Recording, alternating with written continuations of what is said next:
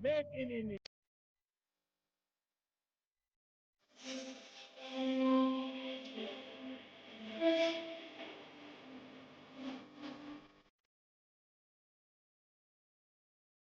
और विशाल भाजपा परिवार के सभी सदस्य, आप सभी को भारतीय जनता पार्टी के स्थापना दिवस की बहुत बहुत बधाई। पार्टी की इस गौरवशाली यात्रा के आज 41 साल पूरे हो रहे हैं। ये 41 वर्ष इस बात के साक्षी हैं कि सेवा और समर्पण के साथ कोई पार्टी कैसे काम करती है। ये 41 वर्ष इस बात के साक्षी है कि सामान्य कार्यकर्ता का तप और त्याग किसी भी दल को कहां से कहां पहुंचा सकता है। देश का शायद ही कोई राज्य होगा, कोई जिला होगा, जहां पार्टी के लिए 2-2, 3-3 पीढ़ियां न खप गई हो। मैं इस अवसर पर जनसंघ से लेकर के भारतीय जनता पार्टी तक राष्ट्र सेवा के इस यज्ञ में अपना योगदान देने वाले हर व्यक्ति को आदरपूर्वक नमन करता हूं।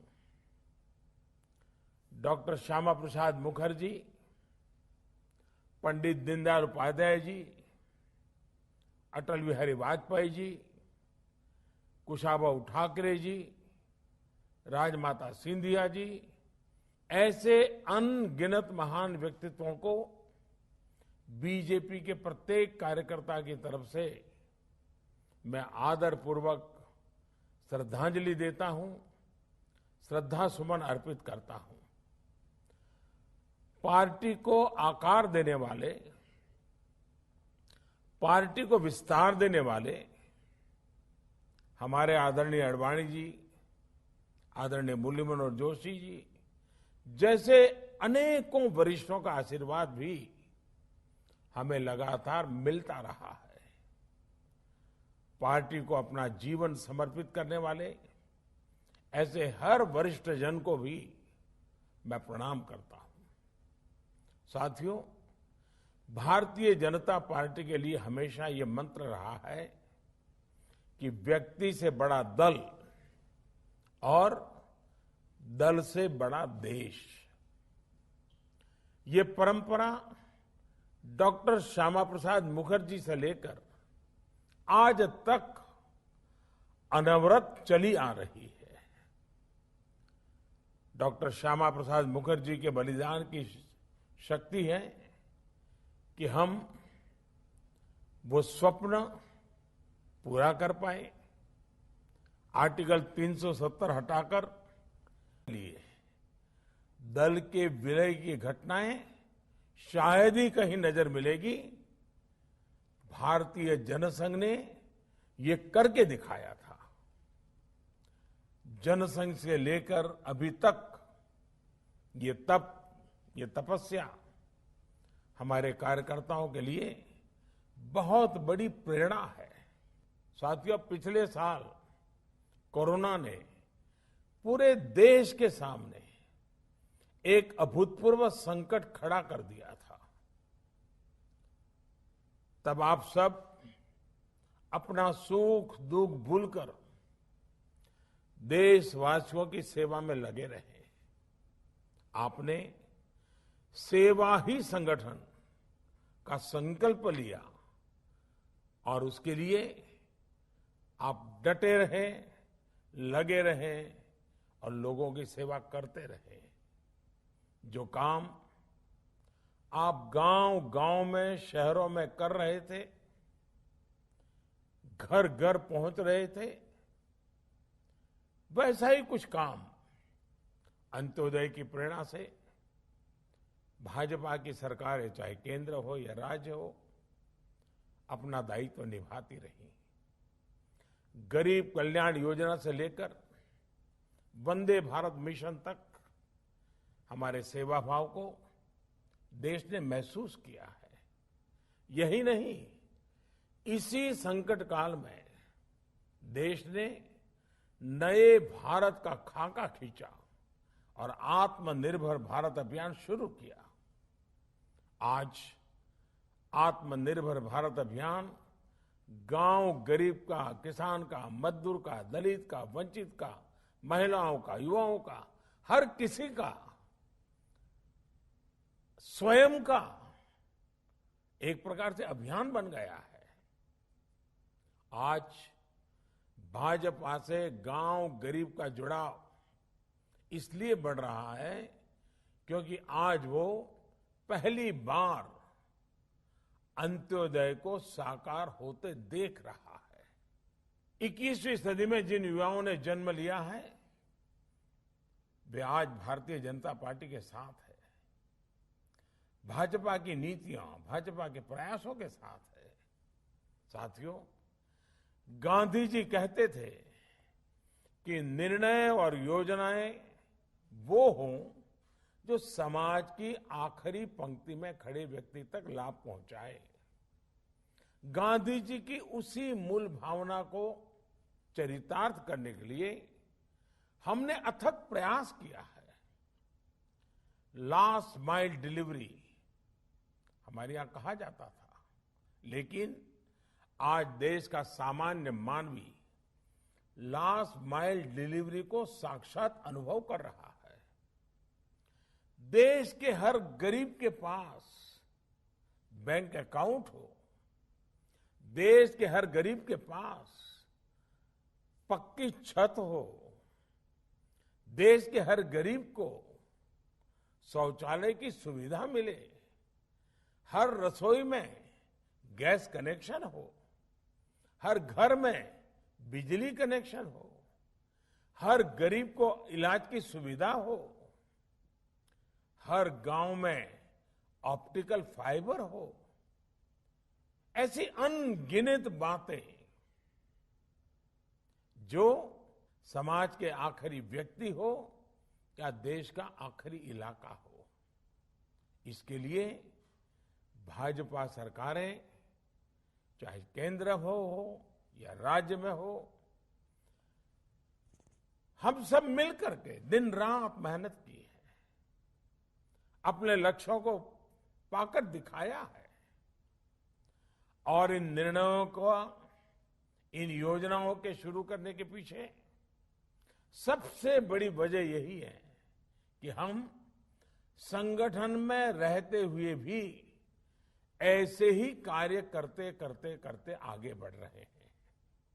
इसलिए जब सरकार में आते हैं तो और तेज गति से इस दिशा में काम करते हैं। हमारी कार्यशैली है, हम किसी से कुछ भी छीनते नहीं हैं और छीने बिना भी दूसरे के हक उसे मिले इसमें जागरूक प्रयास करते हैं। हम हर व्यक्ति तक पहुंचते हैं, उसकी आवश्यकता पर पूरी संवेदनशीलता से काम करते हैं। साथियों, हमारे देश में 80% से ज्यादा छोटे किसान हैं। इन किसानों की संख्या 10 करोड़ से भी अधिक है। पहले जो सरकारें रहीं, उनकी प्राथमिकताओं में ये छोटे किसान, इन छोटे किसानों की जरूरतें ये कभी नहीं रही। लेकिन बीते वर्षों में हमारी सरकार की कृषि से जुड़ी हर योजना के केंद्र में छोटे किसान रहे। चाहे नए कृषि कानून हो, पीएम किसान सम्मान निधि हो, किसान उत्पाद संगठन की व्यवस्था हो, फसल बीमा योजना में सुधार करना हो, प्राकृतिक आपदा के समय किसानों को ज्यादा मुआवजा सुनिश्चित करना हो, हर खेत को पानी की योजना हो, या फिर यूरिया की नीम कोटिंग, ऐसे हर निर्णय का सबसे बड़ा लाभ देश के छोटे किसानों को हुआ है। साथियों, बीते वर्षों में हमारी सरकार के हर काम में, हर योजना में महिलाओं को प्राथमिकता दी गई है। चाहे 3 तलाक के खिलाफ कानून हो, गर्भवती महिलाओं को 26 सप्ताह की छुट्टी हो, घर की रजिस्ट्री में महिलाओं को प्राथमिकता देने की बात हो, स्वच्छ भारत मिशन हो, उज्ज्वला योजना हो, मुद्रा योजना के तहत बिना गारंटी ऋण देना हो, रेहड़ी पटरी वालों के लिए पीएम स्वनिधि योजना हो, सभी का लाभ प्रमुख रूप से हमारे देश की महिलाओं को, माताओं को, बहनों को मिला है। साथियों, हमारे देश में सरकारों का मूल्यांकन, सरकार की शक्ति का आकलन, सरकार के परफॉर्मेंस की बातें ज्यादातर कौन सरकार कितनी बड़ी घोषणा करती रही है उसके ही आसपास रही है। लेकिन पहली बार ये मानदंड बदल रहे हैं, अवधारणा बदली है। हमारी सरकार का मूल्यांकन उसके डिलीवरी सिस्टम से हो रहा है। नीतियां भी, नीयत भी और आखिरी इंसान तक उस निर्णय को पहुंचाना, उस सुविधा को पहुंचाना, हकदार को हक पहुंचाना, ये हमारी सरकार की विशेषता रही है। ये देश में सरकारों के कामकाज का नया मूल मंत्र रहा है। बावजूद इसके दुर्भाग्य ये है कि भाजपा अगर चुनाव जीते तो इसे चुनाव जीतने की मशीन कहा जाता है,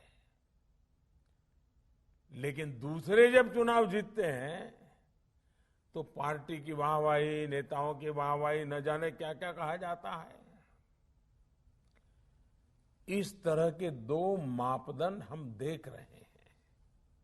जो लोग कहते हैं कि बीजेपी चुनाव जीतने की मशीन है, वो एक प्रकार से भारत के लोकतंत्र की जो परिपक्वता है उसको समझ ही नहीं पाते। वो भारत के नागरिकों की जो सूझबूझ है उसका आकलन ही नहीं कर पाते हैं। वो उनके समझ के परे हैं। वो भारत के नागरिकों की आशा, अपेक्षाएं और उनके सपनों उसे कभी भी समझ नहीं पाते हैं। सच्चाई ये है कि बीजेपी चुनाव जीतने की मशीन नहीं, देश और देशवासियों का दिल जीतने वाला एक अविरल, अनवरत अभियान है। हम 5 साल तक ईमानदारी से जनता की सेवा करते हैं। सरकार में हो तब, सरकार में न हो तब, हर परिस्थिति में हम जनता से जुड़े रहते हैं, जनता के लिए जीते रहते हैं।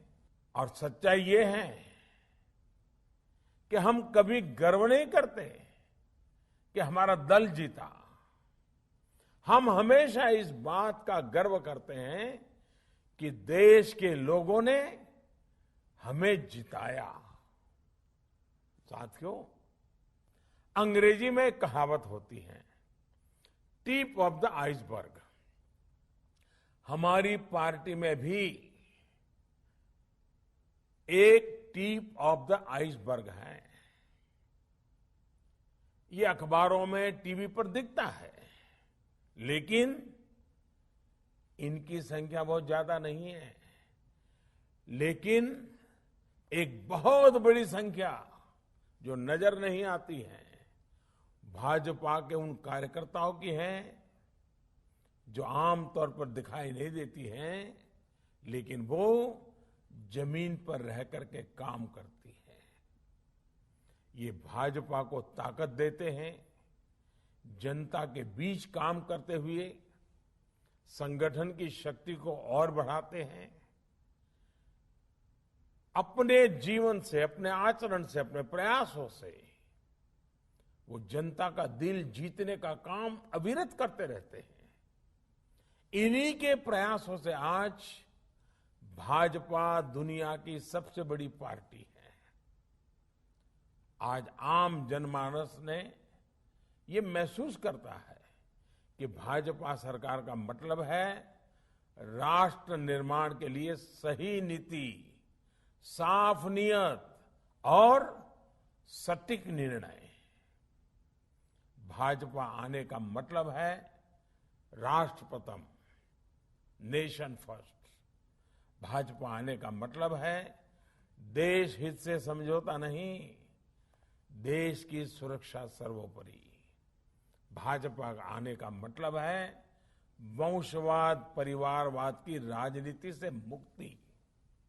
भाजपा आने का मतलब है योग्यता को अवसर।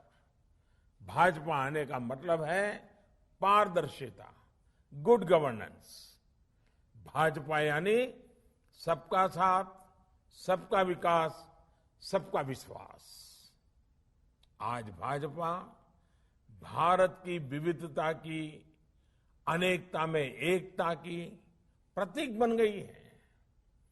हम हर क्षेत्र, हर भाषा, हर संप्रदाय और हर देशवासी को जोड़कर आगे बढ़ रहे हैं। आज भाजपा से गरीब भी जुड़ा है, मध्यम वर्ग भी हमारे साथ है। हम शहर में भी हैं और गांव में भी है। बीजेपी आज नेशनल इंटरेस्ट की भी पार्टी है और क्षेत्रीय आकांक्षाओं की भी पार्टी है। साथियों, हमारे जो संस्कार है, हम राजनीतिक छुआछूत में विश्वास नहीं करते हैं। इसलिए हम सरदार पटेल को समर्पित स्टैच्यू ऑफ यूनिटी बनाकर गर्व महसूस करते हैं। इसलिए हम बाबा साहब आम्बेडकर के लिए पंचतीर्थ का निर्माण कर गर्व करते हैं। हम खुले दिल से भाजपा के घोर विरोधी रहे व्यक्तियों का भी सम्मान करते हैं, उन्हें सम्मान देते हैं। भारत रत्न से लेकर पद्म पुरस्कार इसका उदाहरण है। पद्म पुरस्कारों में हमने जो बदलाव किए हैं वो तो अपने आप में पूरी एक गाथा है। वो तस्वीर कौन भूल सकता है और उस तस्वीर को देख करके कौन भावुक नहीं हो सकता था। जब पैर में जूते नहीं होते हैं और कोई वृद्ध मां राष्ट्रपति के हाथों सम्मान प्राप्त करती है, ऐसा हम कैसे कर पाते हैं। अननोन लोगों को, जिनके कार्य को पहचानना और इतने बड़े सम्मान से उनको जोड़ना, क्योंकि हम जड़ों से जुड़े रहते हैं, क्योंकि हम जमीन से जुड़े रहते हैं। पद्म पुरस्कार सरकार का निर्णय तो है ही, लेकिन इस निर्णय के पीछे भाजपा की कार्यशैली और भाजपा के संस्कार है। साथियों, ये भाजपा ही है जहां कार्यकर्ता अपना तन, मन, धन देकर पार्टी की सेवा करते हैं। सैकड़ों कार्यकर्ता पार्टी के लिए अपना बलिदान दे चुके हैं। सैकड़ों कार्यकर्ताओं को मौत के घाट उतार दिया गया है। केरल और पश्चिम बंगाल जैसे राज्यों में हमारे कार्यकर्ताओं को धमकियां दी जाती हैं, उन पर हमले होते हैं, उनके परिवार पर हमले होते हैं, लेकिन देश के लिए जीना मरना, एक विचारधारा को लेकर के अड़े रहना, डटे रहना, यही तो भारतीय जनता पार्टी के कार्यकर्ता की विशेषता है। वहीं दूसरी तरफ वंशवाद और परिवारवाद का हश्र भी 21वीं सदी का भारत देख रहा है। स्थानीय आकांक्षाओं के सहारे जो स्थानीय पार्टियां खड़ी हुई, बाद में वो भी एक परिवार की, एक दो लोगों की पार्टियां बनकर रह गई। नतीजा आज सामने है। ऐसी पार्टियों ने जो नकली सेकुलरिज्म का नकाब पहन रखा था, वो भी उतरना शुरू हो गया है। सेकुलरिज्म का हमारे यहां मतलब बना दिया गया है कि कुछ ही लोगों के लिए योजनाएं, कुछ ही लोगों के लिए फेवर, वोट बैंक के हिसाब से नीतियां। जो सबके लिए योजना बनाता है, सबके अधिकार की बात करता हो, सबके लिए काम करता हो, उसे ये लोग कम्युनल कहते कहते थकते नहीं है। लेकिन सबका साथ, सबका विकास, सबका विश्वास के मंत्र ने आज इन परिभाषाओं को बदलना शुरू कर दिया है। साथियों, आज इस अवसर पर मैं बीजेपी के प्रत्येक कार्यकर्ता का ध्यान एक बहुत ही गंभीर चुनौती की तरफ भी ले जाना चाहता हूं। आपने देखा होगा, एक ऐसे प्रकार का सिलसिला शुरू हुआ है, एक नई प्रकार की व्यूहरचना सार्वजनिक जीवन में आई है। और क्या है? आज गलत नैरेटिव बनाए जाते हैं। कभी सीए को लेकर, कभी कृषि कानूनों को लेकर, कभी लेबर लॉ को लेकर। बीजेपी के प्रत्येक कार्यकर्ता को समझना होगा कि इसके पीछे सोची समझी राजनीति है। ये एक बहुत बड़ा षड्यंत्र है। इसका मतलब है देश में राजनीतिक अस्थिरता पैदा करना। इसलिए देश में तरह तरह की अफवाहें फैलाई जाती हैं, भ्रम फैलाए जाते हैं, झूठ फैलाया जाता है, काल्पनिक भय की मायाजाल खड़ी कर दी जाती है। कभी कहा जाता है कि संविधान बदल दिया जाएगा, कभी कहा जाता है आरक्षण समाप्त कर दिया जाएगा, कभी कहा जाता है नागरिकता छीन ली जाएगी, कभी कहा जाता है किसानों की जमीन छीन ली जाएगी। ये सब कोरे झूठ होते हैं, लेकिन कुछ लोगों और संगठनों द्वारा इन्हें तेजी से फैलाया जाता है। हमें इस विषय में बहुत अधिक चौकन्ना रहने की जरूरत है। हमें बहुत जानकारी के साथ देशवासियों के बीच जाते रहना होगा, उन्हें जागरूक करते रहना होगा। ये काम कुछ लोग जो ये अफवाहें फैलाने का काम करते हैं, नैरेटिव बदलने का काम करते हैं, काल्पनिक भय खड़ा करते हैं, ये जो कुछ लोग हैं, ज्यादातर तो वो हैं जो अपनी पराजय को स्वीकार न कर पाने की वजह से करते रहते हैं। कुछ लोग अपने राजनीतिक स्वार्थ की वजह से करते हैं।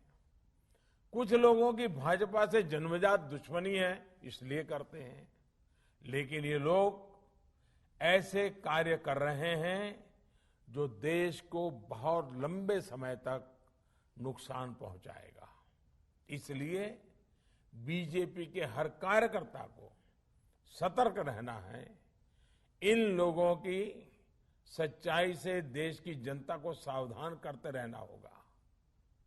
साथियों, हमारे शास्त्रों में कहा गया है, भवन्ति नम्राः तरव फल उद्यमय। अर्थात जब फल आते हैं तो वृक्ष झुक जाते हैं। यही मंत्र हमारे संगठन और पार्टी का भी है। हमें सत्ता सफलता के साथ और नम्र होते रहना है, और नम्र होना है, और सरल होना है। हमारे लिए सफलता का अर्थ है नए संकल्पों की शुरुआत। हम कैसे देश के लिए कुछ नया कर सकते हैं, कैसे देश के प्रयासों का हिस्सा बन सकते हैं, इस दिशा में लगातार सोचना है। साथियों, आज जब देश आजादी के 75 साल पूरे करने जा रहा है, तो हमारी ये जिम्मेदारी और भी बड़ी हो जाती है। हमें अमृत महोत्सव को भी देश के प्रत्येक नागरिक तक लेकर जाना है, हर नागरिक को जोड़ना है। आजादी का अमृत महोत्सव अगले 25 वर्षों के लिए देश के लक्ष्य तय करने का अवसर भी है। देश के इन लक्ष्यों को पूरा करने में बहुत बड़ी भूमिका भाजपा, उसके कोटि कोटि कार्यकर्ता, उन्होंने विशेष रूप से निभानी ही चाहिए।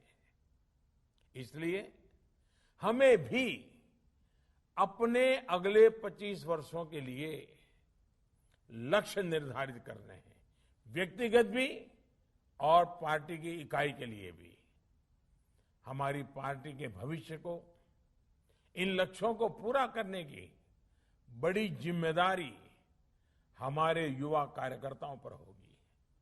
साथियों, भारत का जन जन और देश का कण कण हमारे लिए पवित्र है। उनकी सेवा हमारे लिए राष्ट्र सेवा है।